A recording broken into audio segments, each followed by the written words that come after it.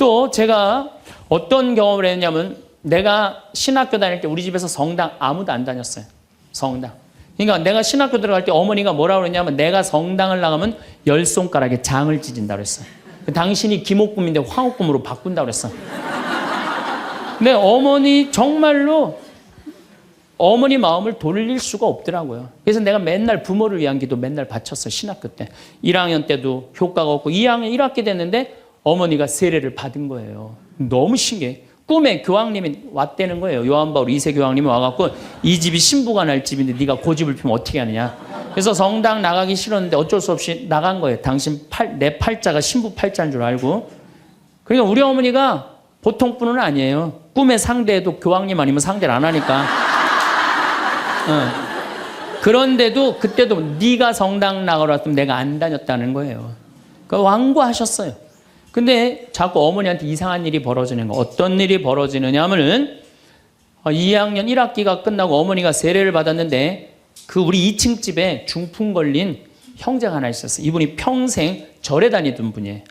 경기도 사회복지국장까지 하던 분인데 한 15년인가 누워 있었어요. 근데 죽기 일주일 전에 3일 전에 부인한테 여보 수녀님 좀 데리고 오라고. 그래서 부인이 그랬대. 당신이 무슨 수녀님이냐고. 당신은 평생 절에 다녔으니까 스님을 모시고 와야 된다고. 아니라고. 아래층 신학생이 다니는 성당에 수녀님을 모시고 오라고. 도대체 왜 그러냐고 그러니까 비행기가 한 대 우리 집에 왔는데 나 데리고 갈 비행기라고. 그래갖고 탔더니 신부님하고 수녀님이 꽉 차 있더래. 그리고 의자가 딱 하나 비었는데 수녀님 여기가 당신 자리라고. 그래갖고 이분이 세례를 받은 거예요. 대세 받고 성체 영하고 싶다 그래갖고 이건 성체까지 다 영해주고 그리고 돌아가신 거예요. 그러니까 그냥 굳이 부인이 남편이 그러고 세상을 떠났는데 그냥 성당 다니면서 우리 어머니한테 데모해달라. 우리 어머니는 견진도 안 받고 데모한 거 얼떨결해. 데모해달라고 데모해 준 거죠. 어머니 입장에서 좀 이상한 거지. 근데 내가 학부 4학년이 됐는데 내가 하도 난리를 쳐갖고 우리 동네 세례를 많이 받았어요. 신학교 들어간 난리를 쳐갖고 한 30m 떨어진 집이 내가 학부 3학년 때 세례를 받았는데 아들이 교통사고로 죽은 거야. 다음에는 딸이 교통사고로 또 죽은 거야. 오토바이 쳐서. 이거 안 된다. 굿하자. 그래갖고 이제 굿을 하는 거야. 굿을 막 하는데 이 굿이라는 게 진호기 굿이에요. 죽은 영혼을 위로하는 굿을 진호기 굿이라고 그래. 처음에 억울하고 분한 영혼을 위로한다고 춤을 춰요. 막 춤을 추다가 그 영혼하고 접신을 해요. 그래갖고 그 영혼이 미처 해주지 못한 말을 전해주는 걸 공수라고 그래. 공수. 막 공수를 하는 거야. 딸 목소리를 내갖고 엄마 아빠 너무 슬퍼하지 마라. 오빠는 천당에 갔고 나도 천당으로 가고 있는 중이야. 그러니까 너무 슬퍼하지 마라. 그리고 엄마 나 오토바이 쳐갖고 구치소에 가는 사람 합의 봐줘. 우리가 이렇게 좋은 데 가는데 뭐 이렇게 나쁘게 할 게 뭐 있어. 그리고 엄마 아빠는 나중에 우리 만나려면 성당에 열심히 다니라고. 그냥 무당이 그냥 혼수 상태에서 성당 열심히 다니라고 막 얘기를 하는 거야. 그러니까 그 굿이 끝나고 난 다음에 우리 집에 온 거예요. 우리가 이런 일이 있었다고. 어머니는 그때까지도 완고했어요. 그저 나한테 맨날 넣으라고 그랬어요. 근데 이제 그걸 경험하고 난 다음에는 어머니가 그러는 거예요. 용어가 바뀌었어요. 학사님 그런 일이 있었다고. 그래갖고 내가 어머니 꼭 붙잡고 어머니 나하고 갈 데가 있다. 어딜 가냐? 부엌에 좀 가자. 부엌에 왜 가냐고. 저 가스불 켜놓고 10손가락에 장 찢어야 될 거 아니냐. 제가 10년 전에 본당 신부할 때 능평 성당에서 본당 신부할 때인데 성가대가 밤샘 피정을 해달라고 해서 밤 10시부터 11시까지 강의를 했어요. 강의를 했는데 막 강의가 끝났는데 성당 앞길에서 차 부닥치는 소리가 났어요. 나가보니까 버스하고 승용차하고 정면 충돌을 했는데 승용차가 버스 밑으로 아예 들어갔어요. 근데 그 승용차에 누가 타고 있었느냐면 우리 본당 사회복지 분과장이 타고 있었어요. 그 자리에서 즉사했어요. 이 사람이 얼마나 착한 사람이냐면은 사회복지 분과장을 했으니까 요맘때만 되면 김장 다 해서 어려운 소년 소녀 가정 다 넣어줬어요. 쌀 떨어지면 쌀 떨어지면 체크하고 다 넣어주고 성당 짓는다고 삽을 잡으면 삽자를 놓지 않은 형제야. 정말로 살아있는 천사예요. 천사. 그리고 그냥 3월 달에 자기 부자니까 뒷마당에 뿅아리 100마리 풀어놓으면은 그냥 5월 6월 달 손님 오면 그거 잡아서 삼계탕 해주는 정말 그야말로 천사야. 근데 그 자리에서 즉사를 한 거예요. 그래서 이제 부인이 시신을 분당 재생병원에서 옮겨갖고 새벽 2시에 다 뭐 뭐 검찰도 왔다 갔다 하고 그래갖고 새벽 2시에 시신 수습이 끝났어요. 그래서 상주들을 깨우러 간 거야. 근데 상주가 초등학교 5학년, 초등학교 3학년, 초등학교 1학년이야. 애들도 너무 예쁜 애들인데. 그 이제 엄마는 5살짜리 아이 저기 5학년 아이를 깨운 거야. 일어나봐라 아들아. 근데 이 아들이요 눈을 비비면서 엄마 나 이상한 꿈 꿨어 그러는 거야. 무슨 꿈 꿨냐 그러니까 아빠랑 꽃밭을 가는데 너무 꽃밭이 예뻤다는 거예요. 막 천국같이 예뻤다는 거예요.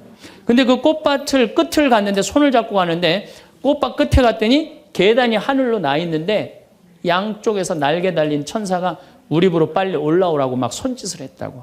아 그래갖고 내가 올라가려고 했더니 아빠가 내 손을 딱 놓더니 지금부터 나 혼자 올라가는 거라고. 넌 나중에 올라가라고. 그래갖고 아빠가 막 올라가는 꿈을 꿨다는 거예요. 초등학교 5학년 아이가 아빠가 돌아가신 사실도 모르는 아이가. 이건 뭐예요? 이 아빠가 돌아가시면서 누구한테 보여준 거예요? 아들한테 보여준 거예요. 이런 일은 너무 많아요. 우리가 죽으면은 굉장히 우리 한국 사람들은 죽음을 너무 무서워해요. 근데 난 죽는 거는 꽃밭을 간다는 얘기는 너무 많이 들었어요.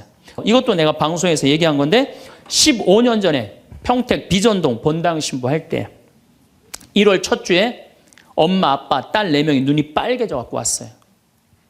자기네들 성당 다니고 싶다는 거예요. 원래 성당 안 다니는데.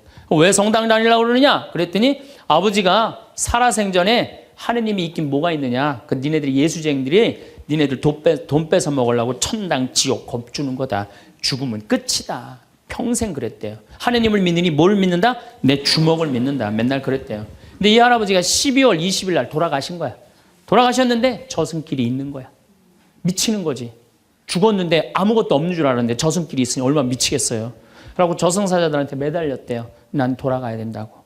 그래갖고 아버지를 하관을 땅에다 묻는데 관을 두들기더래요. 뚜껑을 열어보니까 이게 진짜 내가 경험한 거예요. 뚜껑을 열어보니까 아버지가 살아 돌아온 거예요. 그러면서 저승 얘기를 해준 거예요. 저승길이 있더라. 너희들 정말로 하느님을 믿어라. 그리고 일주일을 살고 돌아가신 거예요, 할아버지. 그러고 난 다음에 이제 1월 초에 나와갖고 눈이 빨개갖고 성당 나오겠다고. 저는 그런 경험을 너무너무 많이 해요. 우리 여기 생태마을에 암 환자들이 많이 오잖아요. 작년에 글라라라는 자매가 하나 있었어요. 이 진짜 얼굴도 이쁘고 그냥 천사예요, 천사. 천사인데 폐암이 걸린 거예요. 4년 전에 폐암이 걸려갖고 이 6개월밖에 못 산다 그러는데 여기서 정말로 행복하게 4년을 살았어요. 근데 그냥 남편도 천사, 그냥 아들은 또 서울신학교 다니고 있어요. 지금도. 그 둘째 아들도 천사, 막내딸도 남편 말할 것도 없고. 그런데 그냥 하여튼 4년을 살다가 뇌까지 전이가 된 거예요. 근데 나는 우리 집에 암 환자들한테 그런 얘기를 해요. 죽는 거 무서워하지 말아라. 그리고 왜 미리 땡겨서 걱정하냐. 3개월 후, 6개월 후에 죽을 거 지금 걱정하냐. 오늘 즐겁게 살자. 그러다 보니까 4년, 5년 살았으면 많이 사는 거죠. 6개월밖에 못 산다고 그랬는데. 그리고 내가 항상 그랬어요. 죽으면 행복한 대로 가는 거다. 맨날 그랬어요, 내가. 살아도 좋고 죽어도 좋고.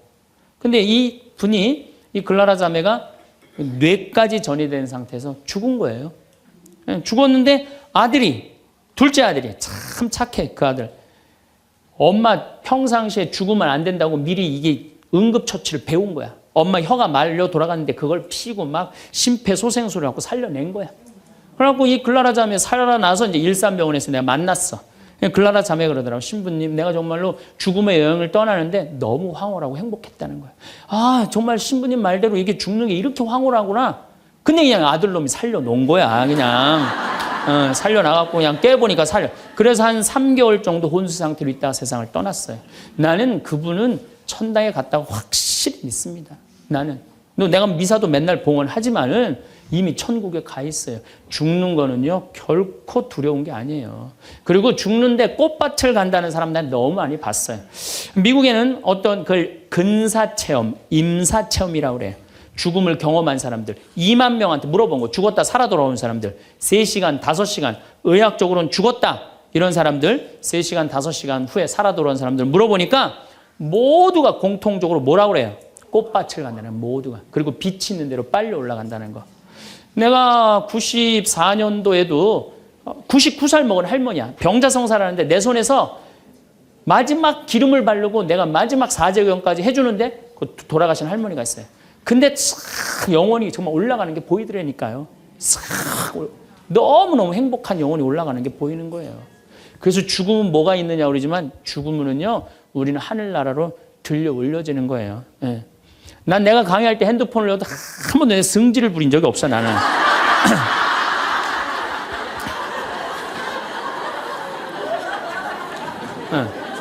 하늘로 싹 불러 올라가는 거예요. 그래서 티베트에는 사자의 서라는 책이 있어요.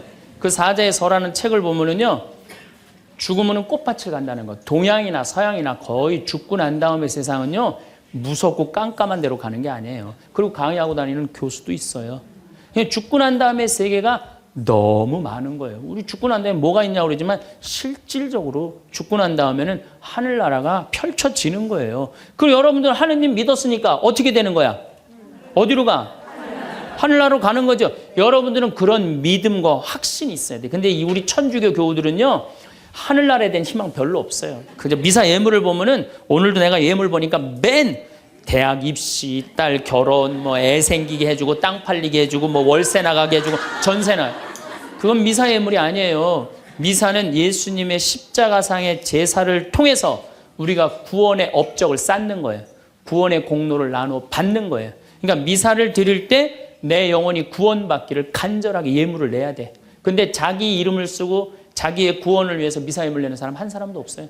다 자식, 남편, 부모를 위해서야지 자기를 위해서는 안 낸다 이거예요. 내가 언젠가 방송에도 얘기했지만은 성 안셀모 성인이 살아서 자기를 위하여 드리는 미사 한 대는 죽어서 드리는 위령 미사 1000대보다 낫다고 그래. 근데 여러분들은 자기를 위해서 한 번도 안 드리는 거 아니에요. 내가 구원받기를. 여러분들 비오 신부님 1918년서부터 1968년까지 50년 동안 오상받은 비오 신부님 아시죠? 네. 그 비오 신부님 매일 피를 3분의 1컵을 쏟았어요. 의사 3명이서 평생을 감염이 될까 치유가 될까 옆에 붙어 있었는데 아무 소용이 없었어요. 이 비오 신부님은 처음에 너무 고통스러워서 이거 붕대 감고 다녔어. 다른 사람 표시도 안 내려고. 근데 어쩔 수 없이 당신이 표시로 나오는 수밖에 없었죠. 이분은 미사를 보통 2시간, 3시간 드렸어요. 하고 온 많은 사람들이 이분 덕에 성화가 많이 됐죠. 근데 이분이 뭐라고 그래요? 미사야말로 가장 아름다운 구원의 제사라고 그랬어요.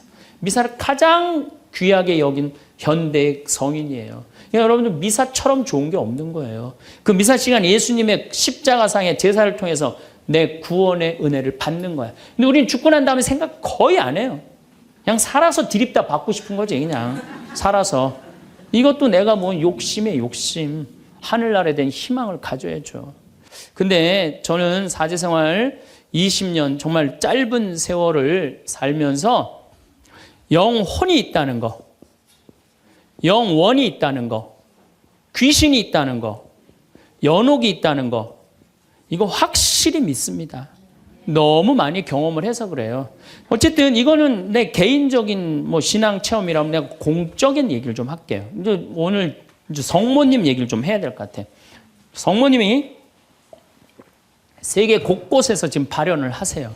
그중에 아주 공식적인 발현 3가지만 말씀을 드릴게요. 1531년 멕시코 과달루페에 성모님이 발현을 하세요. 1531년 12월 9일 날 발현하세요. 근데 이 12월 9일이 동방교회는 아예 처음부터 원죄 없이 잉태되신 축일이야. 우리는 나중에 지냈는데 동방교회는 처음부터 원죄 없이 잉태되신 성모님 축일이 12월 9일이에요. 그래갖고 이날 이제 이 57살 먹은 요한 디에고라는 인디언이 있었어요. 당시에 1517년, 18년에 스페인 사람들이 멕시코를 점령해요. 그러니까 10년, 15년도 안 된 거예요. 그래갖고 이 사람은 세례를 받았어. 요한 디에고라는 사람은 세례를 받았는데 부인도 죽고 자식도 없는 사람이야. 오로지 그냥 3시간 걸어서 미사 참례 다니는 사람이야. 토요일 날 이제 성당을 간다고 갔는데 테페악이라는 언덕에 딱 올라섰는데 기가 막히 아름다운 음악이 들리고 코를 찌르는 기가 막힌 향내가 나는 거야. 가보니까 너무 아름다운 부인이 서 있는 거야. 성모님이. 성모님이 딱 나타나갖고 요한 디에고, 나는 탄식하는 이들의 위로의 어머니고 도움을 청하는 이의 어머니다. 나의 사랑을, 하느님의 구원을 온 세상에 전하기 위해서 이 언덕에 성당을 지라고 주마라가 주교한테 가서 얘기를 해라. 당시에 스페인 일대 주교가 와 있었어요. 그냥 주교한테 가서 얘기를 하라는 거야. 요한 디에고는 성모님을 너무 명명백백하게 봤기 때문에 의심하지 않고 주교관을 쫓아가요. 근데 이게 멕시코 사람이야. 완전히 까만 인디아냐. 그런데 주교관에 딱 갔더니 입구에서부터 못 들어오게 막는 거예요. 문지기들이 어딜 들어오느냐고. 아니 난 꼭 가야 된다고. 나 좀 들여다 보내달라고. 그래갖고 그냥 문지기들이 왔다 갔더니 주교님이 뭐냐 그러니까 아니 주교님 만나러 왔다고 들여보내라고. 그랬더니 요한 디에고가 내가 성모님을 만났는데 성모님께서 주교님한테 그 테페하게라는 산에다가 성당을 지나라고 전해주라고 그랬다고. 여러분들이 지금 남산을 가는데 남산 꼭대기 가는데 성모님이 딱 나타났어요. 너무 아름다운 모습으로. 마리아, 데레사 이렇게 합시다. 데레사, 너 우리 추기경님한테 가갖고 이 나의 사랑을 온 세상에 대한민국에 전하기 위해서 남산 꼭대기에 성당을 지라고 가서 전해라. 분명히 성모님을 봤어요. 그래갖고 여러분들이 이제 명동에 가갖고 추기경님한테 내가 성모님을 만났는데 남산 꼭대기에다 성당을 지라고 그랬다고. 그럼 추기경님 아유 잘 알겠습니다. 그리고 짓겠습니다. 그럴 것 같아요? 명동에 가면 이 약간 정신 나간 여자 3명 있어요. 4번째 등극하는 거 4번째.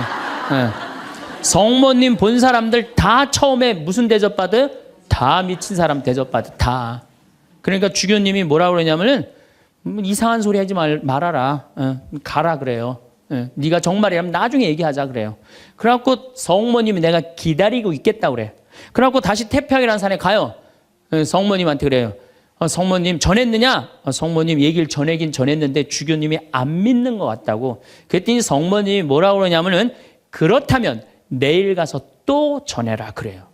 난 참 성모님도 답답해요. 아니 그게 그렇게 중요하면 당신이 가서 얘기하면 될 거 아니야.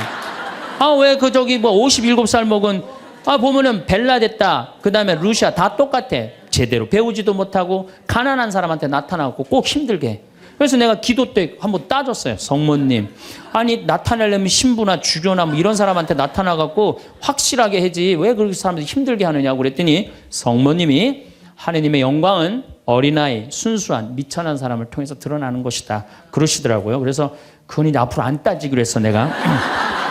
그래갖고 이 요한 디에고는 다음 날 주교님을 또 찾아가요. 또 문지기들이 모욕을 주죠. 이런 무식한 원주민 인디안이 어디 감히 주교를 만나느냐고. 그래도 이 요한 디에고는 애절하게 주교님을 만나자고 원해요. 하도 그러니까 어쩔 수 없이 주교님을 만나게 해줘요. 그러니까 주교님이 이틀째 연속 오니까 그래? 만약에 네가 정말로 성모님을 봤다면 증표를 갖고 와라 그래. 증표를. 내가 갖고 올 수 있다고. 성모님 분명히 봤으니까. 12월 10일 날. 그래갖고 이제 가갖고 성모님한테 가요. 성모님이 기다리고 있어. 그래 전했느냐 그러니까 전했다고. 전했는데 주교님이 성모님한테 증표를 갖고 오라고 그랬다고. 그러니까 성모님이 내일 오면 내가 증표를 주마 그래요. 12월 11일 날이 됐어요. 그래갖고 이제 이 요한 디에고가 가려고 그랬는데 요한 디에고 부인도 없고 자식도 없는데 삼촌 베르나르도라는 삼촌이 작은 아버지가 한 분 있는데 열병에 걸려갖고 돌아가시려고 그래. 그러니까 병간호를 막 하는 거예요. 병간호 하느냐고 성모님한테 가긴 가야 되는데 이거 삼촌은 죽으려고 그러고 그래갖고 못 가요. 난 또 요한 디에고도 참 답답한 사람이야. 아니 그 대단한 성모님한테 가갖고 낫게 해달라고 하면 될 거 아니야. 그걸 또 그냥 자기가 간호한다고. 다음 날은 프란치스코 수도의 신부님 병자성사 죽을 것 같으니까 프란치스코 수도의 신부님 병자성사 모시러 간다고. 요한 디에고가 얼마나 재미나냐면은 테페하게라는 산을 비껴가요. 성모님 만날까 봐. 지금 누가 더 중요하다고? 이 본당심이 더 중요하다 이거야. 병자성사 봐야 된다고 막 가는데 성모님이 물어봐. 너 어디 가냐고. 어디 가냐고 물어봐요. 그러니까 아니 삼촌이 작은아버지가 죽으려고 그래서 모시러 간다고. 걱정하지 말아라. 작은아버지 내가 치료해 줄 테니까 너 저 언덕에 올라가 봐라. 올라가 보니까 이 멕시코 시티가 2000m 상공에 있는 도시예요. 12월 달이면 굉장히 추운 도시예요. 그런데 장미가 펴 있는 거야. 가득. 그래갖고 너무 신이 나갖고 이 요한 디에고는 저기 멕시코 인디안들은 모자 동그란 거 쓰죠. 그 다음에 이 망토 쓰죠. 그 망토를 틸마라고 그래요. 이 틸마는 뭘로 엮느냐면 선인장에서 뽑아갖고 섬유를 뽑아갖고 이 아주 거친 섬유질로 돼 있는 그 망토예요. 그 망토에다 선인장을 따요. 막 따갖고 막 너무 흥분해갖고. 그러니까 성모님이 그걸 보더니 웃으면서 가지런히 놔줘요. 내가 가지런히 놔주마. 가지런히 놔줘갖고 등에다 져요. 등에다 져갖고 너무 신이 나갖고 주교관에 가요. 주교관에 가갖고 이제 가려고 그랬더니 막 향이 나고 그러니까 문지기들이 이게 뭐냐 그러니까 이거 줘라 그러니까 안 된다고. 이거 주교님한테 갖다 줘야 된다고. 그래갖고 그 주교님 앞에 가갖고 증표 갖고 왔다고 장미를 딱 떨어뜨리는데 이 주교님은 장미에는 전혀 관심이 없는 거야. 그 틸마에 갑자기 무릎을 꿇더니 눈물을 흘리면서 키스를 하는 거야. 아니 그 틸마가 얼마나 더럽고 지저분하겠어요. 왜 그러나 우리가 틸마를 내려봤더니 자기가 본 성모님이 그 틸마에 새겨져 있는 거야. 그대로. 그런데 이 새겨져 있는 색깔 자체가 이건 도저히 1500년대에 만들 수 없는 색깔이야. 너무 예쁜 거 성모님이. 너무 예쁘고 너무 곱고 옷 색깔도 너무 화려하고. 그러니까 과학자들이 계속 연구를 해봤어요. 과연 1500년대에 저 물감을 만들 수 있을까? 그 과학자들이 결론은 못 만든다. 그래갖고 그냥 이 소송당에 이제 주교님 소송당에 걸어놓고 성당을 진 거죠. 그리고 12월 10일 날 같은 날 성모님은 베르나르도라는 삼촌한테 나타나서 다 치유를 해줘요. 그리고 네 조카가 이런 기적을 발현을 봤다. 다시 한번 확증을 해주죠. 그 바람에 7년 사이에 인디언들이 멕시코 스페인 사람들이 무서워서 나와서 세례를 안 받거든요. 세례를 안 받다가 800만 명이 7년 만에 다 세례를 받아요. 나는 유럽 교회는 사도들이 전교를 했다면 아메리카는 성모님이 난 전교했다고 믿어요. 성모님이. 그래서 그 수많은 사람들이 순례를 하잖아요. 근데 더 기가 막힌 건 이 선인장에서 엮은 거는 30년, 50년이면 사고 없어져요. 근데 500년이 지난 지금도 그대로 모셔져 있는 거예요. 500년이 지난 지금도. 제가 지난 40일 동안 LA 순회 강연을 갔는데 중간 일주일 동안 성모승천 대축일 그 기간 동안을 멕시코의 과달루페에 갔다 왔어요. 갔다 왔는데요. 1m 20된 그 성모님 사진이요. 그 틸마에 새겨진 게요. 저 아직도 살아있는 것 같아요. 너무너무 은혜롭고. 그러니까 여러분들 그 뭐 나는 신앙이 약하다. 성주순례 가면 돼. 성주순례. 성주순례 가갖고 하느님의 살아있는 증표를 보면 돼. 예루살렘에 가보고 이집트에 가보고 티베트 이번에 지진이 일어난 어디야? 터키도 가보고 그리스도 가보고 그러면은요 살아있는 하느님 역산에 왔다 가신 예수님을 만날 수 있어요. 그냥 그런 데는 안 가고 그런 데 돈 쓰는 건 아깝고 그냥 누워갖고 그냥 하느님이 있나 없나 이러고만 앉아있으니 무슨 돈으로 애 휴학시키고 학교 무슨 학교예요. 그냥 여러분들 영혼이 더 중요한 거지. 공부도 못하는 놈들 뭐하러 그냥 학교를 보내고 학원을 보내고 그래요. 그런데 더 기가 막힌 사건이 벌어져요. 1963년 성모님의 눈동자가 이상해서 사진을 찍어봐요. 사진을 찍어봤고 현미경으로 6배 확대를 해보니까 성모님 눈동자에 3사람이 있는 거야. 자세히 더 기가 막히게 해보니까 그건 그림으로는 도저히 불가능한 거. 비친 그 그림인데 첫 사람이 누구냐면 그 요한 디에고 초상하고 똑같은 거야. 두 번째는 주마라가 주교. 세 번째도 같이 있던 사람. 그게 500년이 지나도록 몰랐던 거예요. 물론 거기에 기적은요. 이거 한 3배만한 성당이 있는데 요만한 사진으로 꽉 찼어요. 그 과달루페 성모님을 통해서 기적이 일어난 건 뭐 말할 것도 없고 그건 말할 것도 없고 이 과달루페 성모님 이거 우리 이 사진에 이제 방송에 나갈 거예요. 성모님 딱 멋있게 나갈 거예요. 지금도 그 성모 저는 그 성주순례 가서 제가 거기서 미사도 봉헌했지만은 그 엘리베이터로 돼 있어요. 에스컬레이터라고 그러냐 하도 사람이 많으니까 스면은 쭉 지나가서 볼 수 있어요. 그리고 또 뒤쪽으로 또 돌아. 그러면 또 뒷걸음막 또 쭉 가면서 볼 수 있어. 내가 묵주기도 5단을 하면서 그 성모님만 봤는데도요 그렇게 은혜롭더라고요. 근데 그 사진도 지금 사갖고 왔는데 보고 있으면 너무너무 행복해요. 성모님이 얼마나 우리 아들 구원 사업을 많이 신경을 쓰시겠어요. 또 1858년 2월 11일부터 7월 16일까지 18번에 걸쳐서 벨라데타라는 소녀한테 나타나요. 루르두의 성모님. 이 피레네 산맥 밑에 있는 조그만 동네에 누르드라는 게 그 보면 그냥 저 피레네 산맥이 꼭대기까지 보여요. 근데 이 아이가 너무 가난한 거야. 2월 11일 날 피레네 산맥 프랑스 끝에 있으면요 추워요. 너무 추워하고 땔감을 모으러 가. 막 땔감을 모으러 가는데 동굴에 빛이 나는 거야. 부인이 보이는 거야. 너무 아름다운 마담이 보이는 거야. 너 나한테 계속 올 수 있느냐? 네, 마담. 처음에 이름을 밝히지 않아요. 그리고 이 벨라데타도 14살 난 아이도 마담이라고 그래. 근데 동생한테 얘기를 해요. 야, 너 비밀 지켜야 된다. 나 오늘 성모님 봤거든. 그러니까 아무한테도 말하지 말아라. 근데 이 동생이 집에 가자마자 엄마, 언니가 성모님 봤대. 그러니까 엄마가 어떻게 했을 것 같아요? 귀싸대기를 때려요. 그걸 쓸데없는 소리 하지 말라고. 그러니까 성모님 보고 되게 많이 맞아요, 보면은. 많이 맞아. 성모님 보는 게 좋은 거 아니야, 여러분들. 괜히 성모님 봤다 어디 가면 꼭 꽂은 사람 취급당하니까 나한테 성모님이 나타났으면 좋겠다. 그런 거 꿈도 꾸지 마세요. 귀싸, 쓸데없는 소리 하지 말라고. 그런데 계속 나가요. 그런데 2월 25일 날 성모님이 자꾸 그 동굴 밑을 파라는 거야. 자꾸 파니까 물이 솟아나오는 거야. 거기 씻어라. 그 사람들이 제가 뭐 성모님을 봤다니까 사람들이 모이기 시작하는 거야. 자꾸 모이기 시작하는데 그 눈병이 오는 사람이 그걸 씻으니까 싹 낫기 시작하는 거야. 하루에 40만 리터씩 물이 쏟아져, 펑펑 쏟아져 나오는 거죠. 그러니 자꾸 사람들이 이제 물어보니까 본당 신부님이 벨라데타를 불러요. 얘야, 너 그분을 만나면, 성모님을 만나면 이름이 뭐냐고 물어봐라. 그랬더니 벨라데타가 맹랑한 소리를 해요. 그분은 성모님이 아니다. 그분은 그냥 부인이다. 너무 아름다운 파란 띠를 한. 여러분 루르드 성모님 파란 띠 아시죠? 파란 띠를 한 부인이다. 부인, 마담이다. 글쎄 마담이든 뭐든 이름을 좀 알아갖고 와라. 그래갖고 3월 25일 날 중요한 성모 용모 축일이죠. 만났어요. 만나고 이렇게 물어봐요. 마담, 본당 신부님이 이름이 뭔지 알아보라고 그랬다고. 그랬더니 성모님이 내 이름은 꾸에소에 에라 임마꿀라타 콘셉시우다. 딱 그래요. 얘는 라틴어를 배운 적도 없는 애야. 그리고 그 피렌체 언어를 쓰는 아이야. 라틴어를 배운 적도 없는 아이인데 성모님이 꾸에소에 에라 임마꿀라타 콘셉시우 이러니까 그거 안 까먹으려고 막 입술로 막 되네요. 꾸에소에 에라 임마꿀라타 콘셉시우.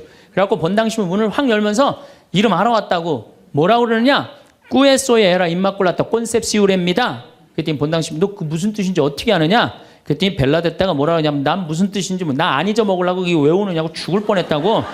정말로 그래요. 정말로. 너무 힘들었다고. 그래갖고 본당 신부한테 얘기를 했는데 깜짝 놀라는 거 본당 신부가. 왜 놀라느냐면 그게 무슨 뜻이냐면은 라틴어인데 임마꿀라타가 깨끗하다라는 뜻이야. 콘셉시오라는 게 임신했다라는 거. 원죄 없이 잉태된 교리가 1854년에 반포가 돼요. 4년 전에 교황청에서. 그런데 성모님은 항상 당신에 대한 교리가 반포되면 발현을 통해서 꼭 알려줘요. 확증을 시켜주는 거죠. 그러니까 이게 발현인가 보다. 그래갖고 거기서 이제 성당을 짓고 수많은 사람들이 순례를 하고 거기에 이제 물이 펑펑 쏟아져 나와갖고 어떻게 수많은 사람들이 기적을. 그래갖고 거기도 의사들이 있어요. 이 자연 치유냐 기적이냐. 뭐 기적을 함부로 해주는 건 아니지만 그래 거기 간 사람들이 다 그 물 먹고 많이 낫고 그러잖아요. 나는 그 루르드에 가서 난 루르드도 갔어요. 루르드도 어디야 테페아 과달루페도 가고 루르드도 갔어. 나도 거기 가서 세례했어요. 루르드에 나는 물에 들어가고 이렇게 기도했어요. 난 여기 온 걸로 족하니까 제발 나한테 기적 일으키지 말라고. 난 지금도 충분하다고. 그것만 해도 충분하죠. 이게 바로 루르드의 성모님이에요. 자, 세 번째 발현. 1917년 포르투갈 파티마의 발현이에요. 많이 들어보셨죠? 네. 이 발현은 더 특별해. 9살 루시아, 8살 히아친타, 6살 프란치스코. 이 세 꼬마한테 나타나는. 얘네들 역시 당연히 뭘 몰라?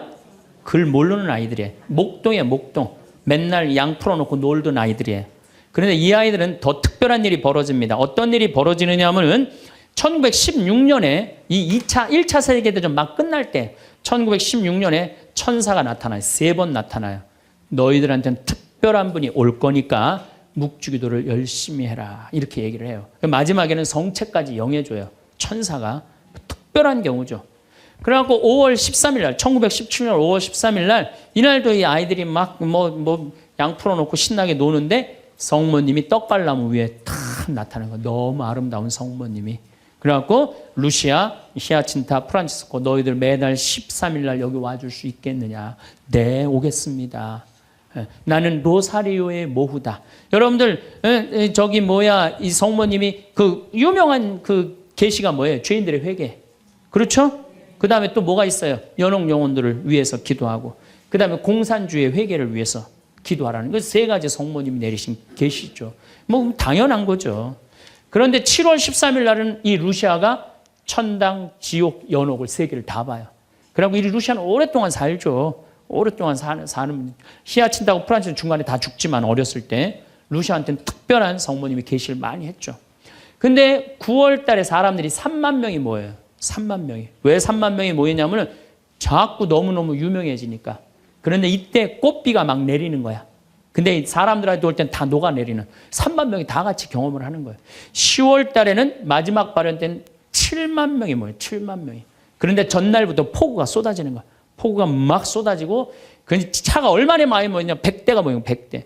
1917년에 차 100대면요. 엄청나게 많은 거예요. 마차 뭐 130대, 뭐 자전거 뭐 100몇 대. 그리고 7만 명이 걸어서 그냥 환자들 끌고 그냥 다 7만 전 세계에서 온 거예요. 유럽 전 세계에서. 근데 그냥 전달도 12시에 딱 오셨는데 아니 10월 13일 날 12시에 성모님이 나타난다는데 계속 폭우가 쏟아지는데 안 나타나는 거예요. 그러니까 성모님이 안 나타나니까 그 신부님이 뭐라 그래요? 한 신부님이 뭐라 그러냐면은 내가 이거는 일부러 여러분들 읽어주려고 내가 적어 갖고 왔어요. 이 전날 밤 그곳을 꼬박 세운 한 신부가 물었다. 몇 시에 오시니? 정오에 오십니다. 루치아가 대답했다. 그 신부는 시계를 본 후 다시 루치아를 보면 봐. 지금이 정오란 말이야. 그 부인은 거짓말쟁이라고 우리에게 말할 셈이니 그 신부는 참지 못하고 어린이들을 의심쩍어 했다. 그리고 또 시계를 보았다. 하지만 정오가 넘었잖아. 여러분 모두가 한사이라는 것을 모르시겠습니까? 있을 수 없는 일입니다. 성모님의 발현은 없다는 거예요. 집으로 가세요. 다들 집으로 가세요. 이래요. 그런데 루시아는 부인께서 오신다고 하셨습니다. 신부님 전 그분께서 약속을 지킬 것을 믿고 있습니다. 12시에 오기로 했는데 성모님이 안 오기로 루시아가 얘기를 했는데 근데 1시에 갑자기 비가 그쳐요. 난 또 성모님도 정말로 답답해요. 아니 12시에 오기로 했으면 12시 와야 될 거 아니야. 왜 1시간 동안 애를 괴롭혀 애들을. 1시에 갑자기 비가 멎치고 구름이 걷히는 거예요. 거치면서 태양이 비치는데 기가 막힌 장면이 벌어지는 거예요. 태양이 돌면서 무지개 색깔이 나면서 그리고 의심을 품었던 많은 사람들이 와요. 여기도 이제 그 내용이 나와요. 의심을 품었던 사람들이 뭐라고 그러냐면 하느님 우리 죄를 용서해 주소서 이렇게 얘기를 해요. 왜 그러느냐면은 무신론자, 회의론자들이 와갖고 왜 이 공포에 질려서 그러냐면 태양이 돌면서 그 뜨거운 태양이 땅으로 떨어지는 거 너무 뜨거워갖고 이 사람들이 이게 마지막 심판인가 보다. 공포에 질린 거지 7만 명이. 그래갖고 막 울면서 막 살려달라고 그러고 그냥 우리를 좀 제발 용서해달라고 그렇게 15분 동안 태양이 온갖 조화를 비추고 딱 제자리에 돌아갔는데 더 놀라운 건 그 7만 명 모두가 이틀 동안 비가 젖었는데 다 비가 말랐고 30cm 진흙이 깨끗하게 꾸들꾸들해진 거예요. 7만 명이 완전히 뭐 한두 명이 본 게 아니라 그 사진을 보면요 다 이러고 쳐다보고 있는 거예요. 하늘을. 이게 바로 파티마의 성모님이에요. 이렇게 아니 온 세상에 하느님의 현존하심이 명명백백한데 그런 난 파티마는 내년 2월 달에 또 성주순례 가요. 나는 돈 생기면 무조건 성주순례 가자. 이게 내 신조예요. 네, 네. 이제 파티마에 갈 거예요. 여러분들도 성지 다니세요. 예루살렘도 가시고 제발. 아니 개신교 다니는 분들은 어떻게 해서든지 돈 모아서 개 모아서 가는데 천주교들은 안 가. 우리 하늘나라에 대한 희망이 없어서 그래요. 어떻게 해서든 이 세상에서 복 받으려고 돈 조금 쓰는 거 아까운 거야. 내가 첫날 말했죠. 돈은 쓴 것만 내 돈이에요. 여러분들 아껴봤자 아무 소용 없어요. 그것도 성주순례 가기 위해서 어떻게 쓰셔요. 네. 자, 그렇다면은 아직도 나는 의심이 간다. 그렇다면 내가 가장 확실한 증거를 하나 댈게요. 그게 뭐냐면 예수님이에요. 예수님. 예수님이라는 분이 2000년 전에 이 세상에 왔다 가셨어요. 아니 그분이 안 왔다 갔다 하면 베드로라는 존재가 탄생했겠어요? 안 탄생했겠어요? 베드로라는 사람은 탄생할 수가 없어요. 베드로, 2대 교황, 리노, 3대 교황, 클레토, 4대 교황, 클레멘스, 알렉산더, 식스토 이래갖고 지금 교황이 265대예요. 2000년 동안 한 번도 끊어지지 않고 그 전승이 내려온 거예요. 예수님의 살아있는 모습을 보고. 근데 베드로라는 인물이요, 어떤 인물이냐면은 어부였어요. 그 갈릴레 호수의 어부였어요. 그 사나이 중에 사나이였어요. 남자 중에 남자였어요. 예수님 정말로 지켰던 사람이에요. 마지막에 배신 좀 해서 그렇지. 예. 그런데 마지막에 예수님을 배신합니다. 정말로. 왜냐하면 그 스승이 그렇게 허망하게 죽을 줄은 꿈에도 몰랐거든. 그래갖고 배신하고 도망가 버려요. 예. 그런데 부활했다는 거야. 그래도 안 믿어요. 그래도 안 믿고 어떻게 갈릴레 호수 가고 물고기를 잡아요. 근데 또 나타난 거야. 미치는 거지, 베드로는. 아니 그냥 죽었으면 한 일주일이나 한 달 후에 나타나면 얼마나 좋아. 계속 3일 만에 계속 나타나네. 그러니까 물속에 뛰어들고.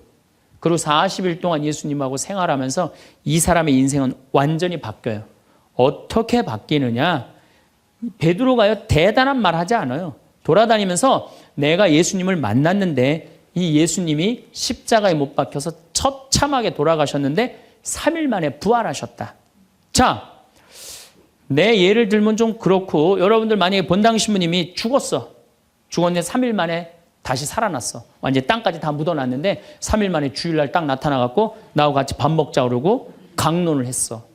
여러분들 주에 나가고 우리 신부님 죽었는데 3일 만에 살아나왔다고 얘기할 것 같아, 안 할 것 같아요? 아마 온 세상 돌아다니면서 얘기할 거예요. 그렇죠? 그 경험이 베드로한테 있었던 거예요. 그 예수님을 40일 동안 보고 가만히 있을 수가 없었던 거야. 이젠 죽음도 불사하는 거지. 그 12제자가 다 같이 경험한 제자 11제자가 온 세상을 돌아다니면서 그걸 전한 거예요. 그 전한 게 지금까지 우리한테 내려온 거야. 그러면 이 성서, 그 사람들이 이제 베드로가 전한 얘기를 적어갖고 성서 안에 예수님을 써놓은 거예요. 우리가 성서에 예수님이 한 말씀은 살아 움직이는 그분의 2000년 전의 현존이야, 현존. 그것만 읽어도 가슴이 아마 미어 터질 것 같아요. 근데 그냥 성서도 안 읽고 성지순례도 안 읽고 그냥 맨날 천장에 누워갖고 예수님 있는 거야 없는 거 이러고 의심을 하고 앉아있으니 이게 얼마나 한심한 유혹에 얼마든지 빠질 수 있어요. 자, 그랬더니 이제 여러분들 이제 오늘 이제 신앙심이 생겼어. 좀 생겼어요? 네. 그래, 맞아, 생겼어. 이제 하느님은 확실히 계신 거야. 성모님도 있고 예수님도 있고. 오늘은 굳건한 마음으로 믿음으로 돌아갔어. 오늘 잘 때요, 악마가 와서 뭐라고 그럴 것 같아요? 야, 그거 신부님 그거 개인적인 얘기지. 그거 아니야. 있긴 뭐가 있어. 없어. 계속 끊임없이 유혹받아요. 그렇다면 우리가 이 유혹에 안 빠지려면은 어떻게 해야 되느냐?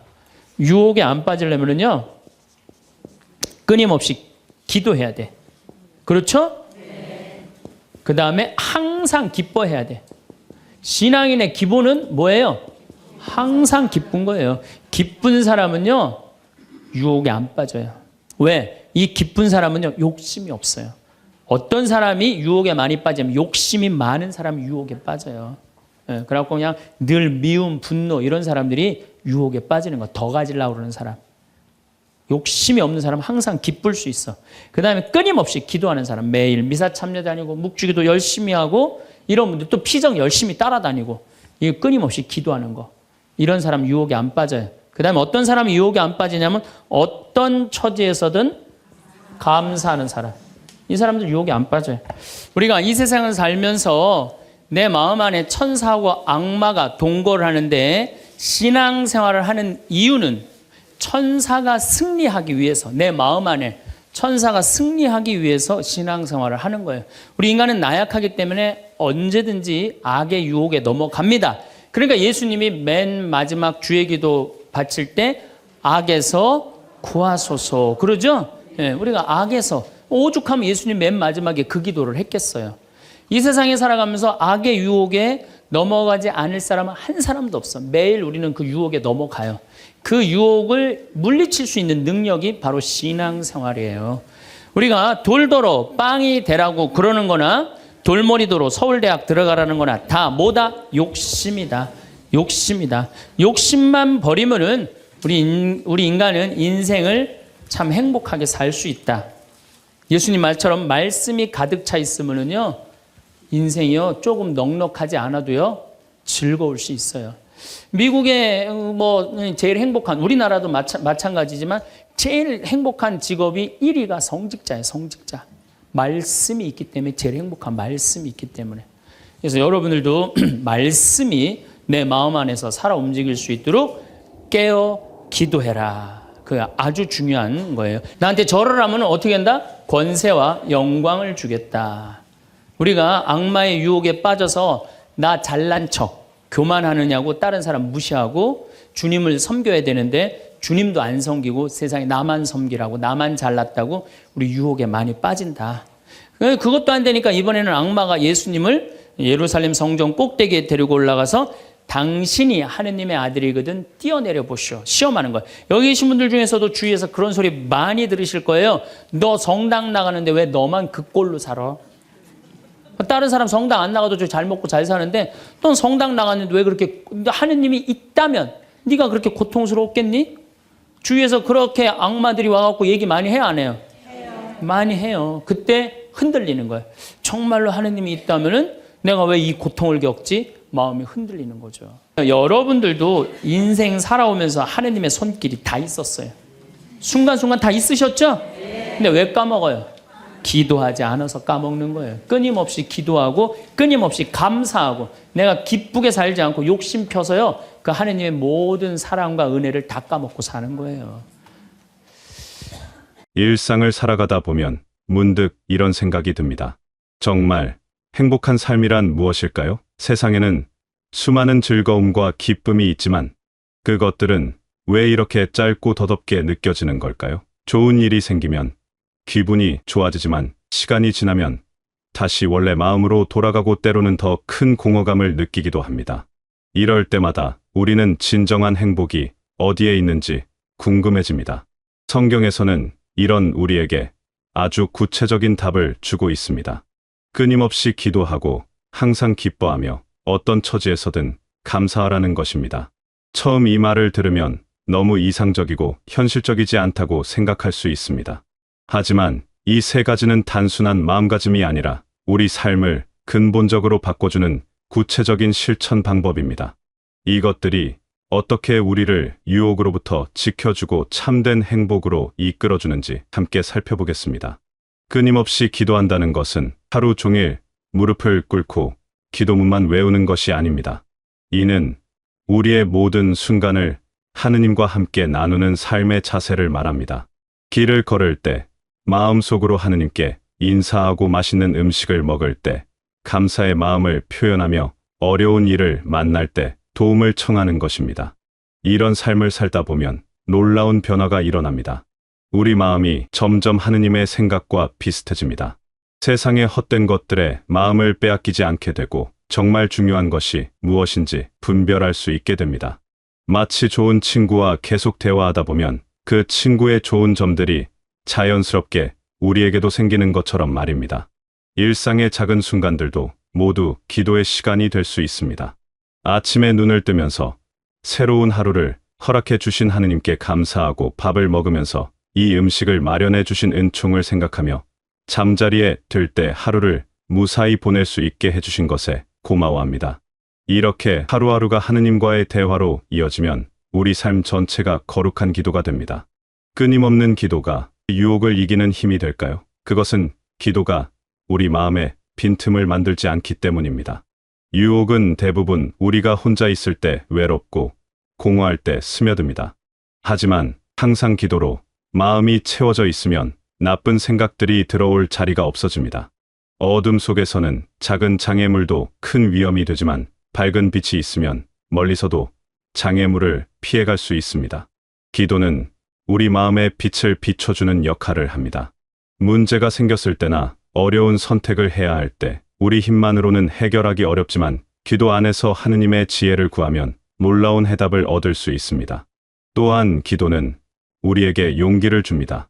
세상을 살다 보면 때로는 혼자 감당하기 어려운 일들을 만나게 됩니다. 그럴 때 기도를 통해 하느님께서 함께 하신다는 것을 느끼면 어떤 어려움도 극복할 수 있는 힘이 생깁니다. 이는 단순한 자기 암시가 아니라 실제로 하느님의 은총이 우리 안에서 역사하는 것입니다. 변하지 않는 참된 기쁨. 항상 기뻐한다는 것은 억지로 웃으라는 뜻이 아닙니다. 세상에는 두 종류의 기쁨이 있습니다. 하나는 좋은 일이 생겼을 때 느끼는 일시적인 기쁨이고 다른 하나는 어떤 상황에서도 변하지 않는 깊은 내면의 기쁨입니다. 신앙 안에서 말하는 기쁨은 바로 이 두 번째 기쁨입니다. 이 기쁨은 하느님께서 우리를 사랑하신다는 확신에서 나옵니다. 우리가 잘하든 못하든 성공하든 실패하든 하느님의 사랑은 변하지 않습니다. 이 사실을 깊이 깨달으면 마음속 깊은 곳에서 샘솟는 기쁨을 경험할 수 있습니다. 마치 깊은 우물에서 나오는 물이 가뭄에도 마르지 않는 것처럼 이 기쁨은 어떤 어려움 속에서도 사라지지 않습니다. 이런 기쁨이 마음에 가득 차 있으면 세상의 헛된 즐거움에 쉽게 현혹되지 않습니다. 이미 더 큰 기쁨을 알고 있기 때문에 작고 일시적인 쾌락들이 별로 매력적으로 느껴지지 않습니다. 마치 진짜 보석을 가진 사람이 가짜 보석의 마음을 빼앗기지 않는 것과 같습니다. 슬픔과 분노, 좌절과 같은 부정적인 감정들은 우리 마음을 약하게 만들어 유혹에 쉽게 넘어가게 합니다. 하지만 신앙에서 오는 기쁨은 이런 부정적인 감정들을 이겨낼 힘을 줍니다. 물론 슬픈 일이 생기면 슬퍼할 수 있고 화날 일이 있으면 화를 낼 수도 있습니다.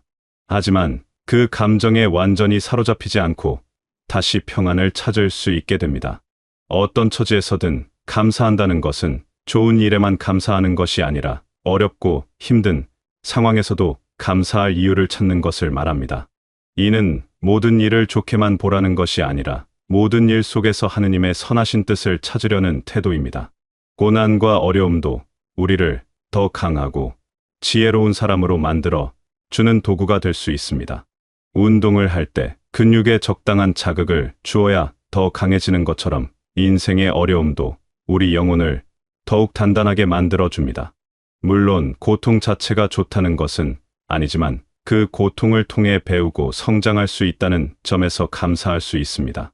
또한 아무리 어려운 상황에서도 여전히 감사할 것들이 많이 있습니다. 숨을 쉴 수 있고 생각할 수 있으며 사랑하는 사람들이 있습니다. 하느님의 사랑과 은총은 우리가 어떤 상황에 있든 계속 부어져 내립니다. 이런 것들을 하나하나 세어보면 감사하지 않을 이유를 찾기가 더 어려워집니다. 감사하는 마음은 불평과 불만을 몰아냅니다. 불평과 불만은 시기심과 욕심, 원망의 뿌리가 됩니다. 다른 사람이 가진 것을 부러워하고 내가 가지지 못한 것을 원망하면 마음에 독이 쌓입니다. 하지만 내가 가진 것에 감사하고 만족할 때 마음이 평화로워지고 하느님의 더 큰 은총을 받을 수 있는 그릇이 됩니다. 끊임없는 기도, 변하지 않는 기쁨, 모든 상황에서의 감사. 이 세 가지는 따로 떨어져 있는 것이 아니라 서로 연결되어 하나의 아름다운 삶을 만들어냅니다. 기도를 통해 하느님과 가까워지면 자연스럽게 기쁨이 샘솟고 그 기쁨 속에서 모든 것에 감사하게 됩니다. 또 감사하는 마음으로 살면 더욱 깊이 기도하게 되고 그 기도는 더 큰 기쁨을 가져다 줍니다. 이렇게 삶이 변화되면 우리 주변 사람들도 그 변화를 느낄 수 있습니다. 항상 불평하고 불만에 가득 찬 사람 옆에 있으면 기분이 나빠지지만 기쁨과 감사가 넘치는 사람 곁에 있으면 절로 마음이 밝아집니다. 우리가 먼저 변화되면 우리를 통해 다른 사람들에게도 좋은 영향을 줄 수 있습니다. 이런 삶을 사는 사람은 마음이 견고한 성처럼 됩니다. 외부의 유혹이나 어려움이 와도 쉽게 흔들리지 않습니다. 바람이 아무리 세게 불어도 뿌리가 깊은 나무는 넘어지지 않는 것처럼 하느님 안에 깊이 뿌리를 내린 사람은 어떤 시험이 와도 굳건히 설 수 있습니다. 하지만 이런 변화는 하루아침에 일어나지 않습니다.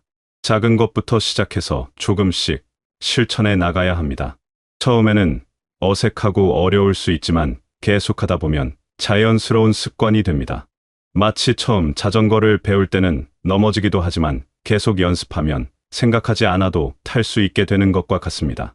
그렇다면 이 세 가지를 어떻게 실천할 수 있을까요? 거창하게 시작할 필요는 없습니다. 아침에 일어나면서 하느님께 인사드리고 하루를 맡겨드리는 것부터 시작할 수 있습니다.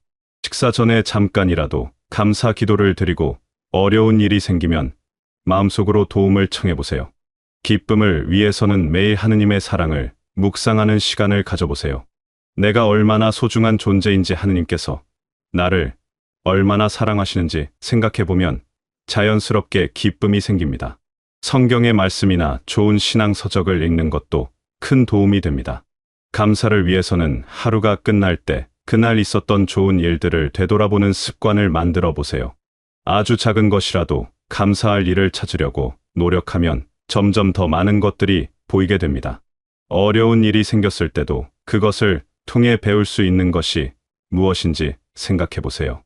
이런 실천들이 쌓여가면서 우리 삶은 서서히 변화됩니다. 예전에는 쉽게 화가 났던 일들이 별로 신경 쓰이지 않고 작은 일에도 기쁨을 느낄 수 있게 됩니다. 다른 사람들과의 관계도 더 평화롭고 사랑이 넘치게 됩니다. 이것이 바로 하느님께서 우리에게 주시고 싶어 하시는 참된 행복입니다. 인간은 본능적으로 행복을 추구하는 존재입니다. 하지만 많은 경우 행복을 잘못된 곳에서 찾으려고 합니다. 돈이나 명예, 쾌락에서 행복을 찾지만 이런 것들은 우리를 만족시켜 주지 못합니다. 더 많이 가져도 더 많은 것을 원하게 되고 결국 끝없는 갈망의 노예가 됩니다. 하지만 하느님 안에서 찾는 행복은 다릅니다. 이는 외부 조건에 의존하지 않는 진정한 평안과 만족을 가져다 줍니다. 세상이 줄 수 없고 세상이 빼앗아 갈 수도 없는 참된 기쁨입니다. 이런 기쁨을 맛본 사람은 다시는 헛된 것들을 쫓지 않게 됩니다. 삶을 살다 보면 때로는 정말 견디기 어려운 시간들이 있습니다. 사랑하는 사람을 잃거나 건강을 잃거나 꿈이 무너지는 경험을 할 수 있습니다. 그럴 때는 기도하고 기뻐하고 감사하라는 말이 너무 어렵게 느껴질 수 있습니다. 하지만 바로 그런 때일수록 이 세 가지가 더욱 필요합니다. 어둠이 깊을수록 작은 빛도 더욱 밝게 보이는 것처럼 어려움이 클수록 하느님의 은총도 더욱 분명하게 느낄 수 있습니다. 혼자서는 감당할 수 없는 고통도 하느님과 함께하면 이겨낼 수 있습니다. 역사를 보면 가장 큰 고난을 겪은 사람들 중에서 가장 깊은 신앙과 기쁨을 가진 사람들이 나왔습니다. 고난이 그들을 무너뜨린 것이 아니라 오히려 더욱 강하고 지혜로운 사람으로 만들어 주었습니다. 이는 고난 자체의 힘이 아니라 고난 속에서도 하느님을 의지했기 때문입니다. 물론 아픔을 아프지 않다고 할 필요는 없습니다. 슬플 때는 충분히 슬퍼해도 됩니다. 하느님께서도 우리의 아픔을 아시고 함께 아파하십니다. 다만 그 아픔 속에서도 포기하지 않고 희망을 품을 수 있다면 그 아픔은 결국 더 큰 기쁨의 밑거름이 될 것입니다. 끊임없는 기도와 기쁨 감사의 삶을 살다 보면 일상에서 작은 기적들을 경험하게 됩니다. 갑자기 좋은 소식이 들려오거나 어려운 문제가 예상보다 쉽게 해결되기도 합니다. 우연히 만난 사람으로부터 큰 도움을 받거나 절묘한 타이밍에 필요한 것이 주어지기도 합니다. 이런 일들을 단순한 우연이라고 생각할 수도 있지만 신앙의 눈으로 보면 하느님의 세심한 배려를 느낄 수 있습니다. 하느님께서는 당신을 사랑하고 의지하는 자녀들을 결코 버려두지 않으십니다. 때로는 우리가 깨닫지 못할 만큼 자연스러운 방법으로 도움을 주시기도 합니다. 이런 경험들이 쌓이면 쌓일수록 하느님에 대한 신뢰는 더욱 깊어집니다. 그리고 그 신뢰는 다시 더 깊은 기도와 기쁨 감사로 이어집니다. 이렇게 선순환이 계속되면서 우리 삶은 점점 더 풍요롭고 의미 있는 것이 됩니다. 하지만 이런 변화는 눈에 보이는 외적인 것보다 내적인 변화가 더 중요합니다. 돈이 더 많아지거나 지위가 높아지는 것이 아니라 마음이 더 평안해지고 사랑이 많아지는 것입니다. 다른 사람을 더 잘 이해하고 용서할 수 있게 되며 작은 일에도 큰 기쁨을 느낄 수 있게 됩니다. 우리가 이 땅에서 살아가는 시간은 영원에 비하면 정말 짧습니다. 하지만 이 짧은 시간이 영원한 삶을 준비하는 소중한 기간입니다. 지금 어떻게 살아가느냐에 따라 영원한 미래가 결정됩니다. 이런 관점에서 보면 현재의 어려움이나 고난도 다르게 보입니다. 영원을 바라보는 사람은 현재의 어려움에 너무 매이지 않습니다. 물론 현재도 중요하지만 그것이 전부는 아니라는 것을 알기 때문입니다. 마치 긴 여행을 떠난 사람이 중간에 잠깐 쉬는 휴게소에서의 불편함을 크게 신경 쓰지 않는 것과 같습니다. 목적지가 분명하면 중간 과정의 어려움도 견뎌낼 수 있습니다. 하지만 이것이 현실을 무시하라는 뜻은 아닙니다. 오히려 영원한 관점을 가진 사람일수록 현재를 더 소중히 여기고 최선을 다해 살아갑니다. 지금 이 순간도 하느님께서 주신 귀한 선물이라는 것을 알기 때문입니다. 현재와 영원이 따로 있는 것이 아니라 현재를 통해 영원으로 나아가는 것입니다. 이런 시선을 가지면 삶의 우선순위가 분명해집니다. 정말 중요한 것과 그렇지 않은 것을 구분할 수 있게 되고 헛된 것에 시간과 에너지를 낭비하지 않게 됩니다. 대신 사랑과 선행 기도와 봉사 같은 영원한 가치를 가진 일들에 더 많은 관심을 갖게 됩니다. 신앙의 길은 혼자 걸어가는 외로운 길이 아닙니다. 같은 믿음을 가진 형제 자매들과 함께 걸어가는 아름다운 여정입니다. 서로 격려하고 도우며 때로는 넘어진 사람을 일으켜 세워주기도 합니다. 이런 공동체의 힘이 있기 때문에 어려운 길도 기쁘게 걸어갈 수 있습니다. 교회 공동체 안에서 우리는 다양한 사람들을 만납니다. 나이도 성격도 생각도 다르지만 하느님을 사랑한다는 공통점으로 하나가 됩니다. 이런 경험을 통해 우리는 더 넓은 마음을 갖게 되고 다른 사람을 이해하고 받아들이는 법을 배웁니다. 또한 신앙의 선배들로부터 많은 것을 배울 수 있습니다. 오랫동안 신앙생활을 하면서 겪은 경험과 지혜를 나누어 받으면 우리도 같은 실수를 되풀이하지 않고 더 현명하게 살아갈 수 있습니다. 동시에 새로 신앙을 갖게 된 사람들에게는 우리가 도움을 줄 수 있습니다. 이렇게 주고받는 관계 속에서 우리는 더욱 성장합니다. 혼자서는 깨달을 수 없었던 것들을 다른 사람을 통해 배우고 나 혼자만의 기쁨이 아니라 함께 나누는 기쁨이 얼마나 큰지 경험합니다. 이것이 바로 하느님께서 우리에게 공동체를 주신 이유입니다. 삶이 때로는 무겁고 힘겹게 느껴질 수 있습니다. 예상치 못한 어려움이 찾아오고 마음이 상하는 일들이 생길 수 있습니다. 하지만 그런 순간에도 하느님께서는 여러분을 혼자 두지 않으십니다. 끊임없이 기도하며 참된 기쁨을 찾고 모든 것에 감사하는 마음으로 살아간다면 어떤 어려움도 이겨낼 수 있습니다. 여러분의 작은 노력 하나하나를 하느님께서는 소중히 여기십니다. 완벽하지 않아도 괜찮습니다. 넘어져도 다시 일어서면 됩니다. 중요한 것은 포기하지 않고 계속 걸어가는 것입니다. 그 걸음 하나하나가 여러분을 참된 행복으로 이끌어 줄 것입니다. 하느님의 은총과 평안이 여러분과 함께 하시고 끊임없는 기도와 변치 않는 기쁨, 그리고 모든 것에 감사하는 아름다운 삶을 살아가시는 분들이 되시길 바라겠습니다.